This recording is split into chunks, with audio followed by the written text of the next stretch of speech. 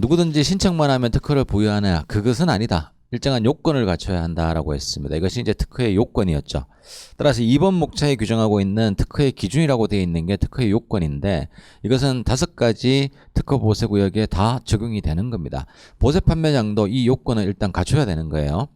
그래서 첫 번째 항목부터 네 번째 항목까지는 반드시 정리를 해야 되고 특히 네 번째 항목은 운영인에 대한 결격 사유인데 하단에 있는 체크 포인트 8가지도 역시 반드시 정리해야 되는 사항이라고 했었습니다. 자, 첫 번째는 당연히 이제 체납 요건이었습니다. 체납된 관세 내곡세가 없어야 된다라는 거였고 두 번째는 위험 물품을 만약이라는 전제죠. 만약 위험 물품을 장치하거나 제조하거나 전시하거나 판매하는 이러한 형태라면 추가적으로 그 위험 물품의 종류에 따라서 관계행정기관장의 허가를 받거나 승인을 받아야 된다라는 위험 물품에 적용되는 요건이었다. 그리고 세 번째는 일반적인 요건이라고 제가 말씀을 드렸는 부분인데 이것을 제가 개별적 요건이라고 했을 거예요. 즉 관세청장이 정하는 바에 따라 보세화물의 보관, 관리에 필요한 자본금, 수출입 규모, 장치 면적 등에 관한 요건을 갖춰야 한다. 여기서 관세청장, 즉 이 세 번째 동그라미에 해당하는 것은 특허보세구역 종류별 관세청장이 다 따로따로 규정하고 있다. 그래서 개별적 기준 또는 개별적 요건이라고 했고 4번 동그라미는 결격 사유였습니다. 따라서 이 네 가지를 두 가지로 크게 대분류했죠. 3번 동그라미 앞서 말씀드렸던 이 부분은 개별적 기준이고 1번, 2번, 4번 동그라미는 다 공통적으로 적용되는 일반적 기준이다. 맞습니까? 그래요. 그리고 결격 사유. 이 175조가 상당히 많은 파트에 이 175조가 언급이 된다. 그래서 8가지를 꼭 숙지를 해야 된다라고 했었습니다. 자, 1번 미성년자, 2번 피성년 후견인과 피한정 후견이죠. 자, 이 부분은 이제 우리 통상 제한 능력자를 의미한다라고 했었어요. 그래서 자격 요건을 갖출 수가 없는 자들이고 그 다음에 3번은 파산인데 복권을 받았으면 가능하죠. 네, 그래서 복권되지 아니한 자이고 그리고 4번, 5번 그리고 7번이 우리 흔히 말하는 관세범입니다. 그래서 징역형 그리고 집행유예, 벌금형, 통고 처분 각각 규정이 되어 있는 자들입니다.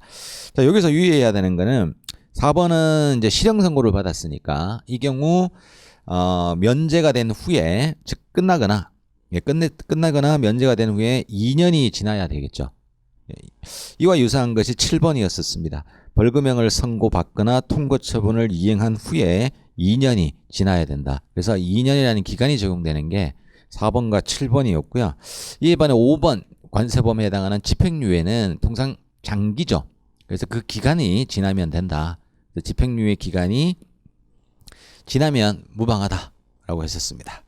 그리고 6번은 행정제재로서 우리 특허보세구역의 행정제재가 형사적 제재가 아니라 행정적 제재죠, 이게. 따라서 물품 반입 정지 처분도 있고 특허 취소 처분이 있는데 당연히 결격 사유는 반입 정지 처분이 아니라 특허 취소 처분이겠죠.